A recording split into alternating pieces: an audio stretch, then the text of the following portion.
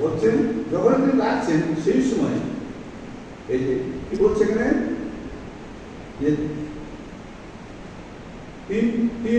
তিন অধ্যায়ের 4 পদে সুন্দরভাবে দেওয়া আছে। আমার চশমাটা খুবই বেশি করতেছে, এই চশমাটা আমার শরীর খারাপ, একবার দেখতে পাই একবার দেখতে পাই। 4 পদ বলছে, এমন সময় সদাপ্রভু সমুয়েলকে ডাকলেন, সমুয়েলকে উত্তর দিলেন, এই যে আমি। 4 পদে এমন সময় সদাপ্রভু সমুয়েলকে ডাকলেন, সমুয়েল উত্তর দিলেন, এই যে আমি। এই বলে তিনি দৌড়ে এলিয়ার কাছে গিয়ে বললেন, এই যে আমি, আপনি আমাকে ডেকেছেন। আচ্ছা, কে ডাকলো তারে? ডাকলো সদাপ্রভু। আর চলে গেল কার কাছে? সে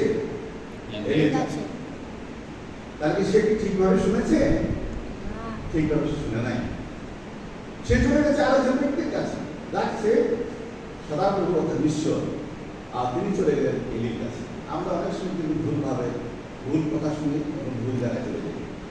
তবুও দেখা যায় এখানে যদিও তিনি ভুলভাবে ভুল জায়গায় যাচ্ছেন, তিনি অর্থাৎ এলিও তিনি তাকে সহযোগিতা করছেন। তিনি প্রথমবার বলছেন, না আমি তোমাকে ডাকি নাই, আমি তোমাকে ডাকি নাই, যাও ঘুমাও।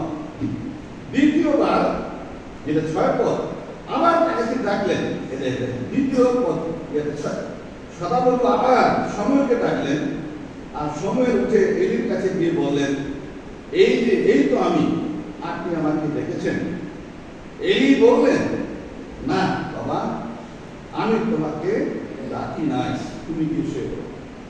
হ্যাঁ, দ্বিতীয়বার বলছেন, না না আমি ডাকি নাই। ডাকছে তার সদাপ্রভু, আর সে বলছে যে এলি ডাকছে। কারণটা কি? এই যে পালক প্রভু আছে না, এলি ছিলেন কিন্তু আদম, ঈশ্বরের লোক। ও তো ভাবছে যে উনি আমাকে ডাকতেছে।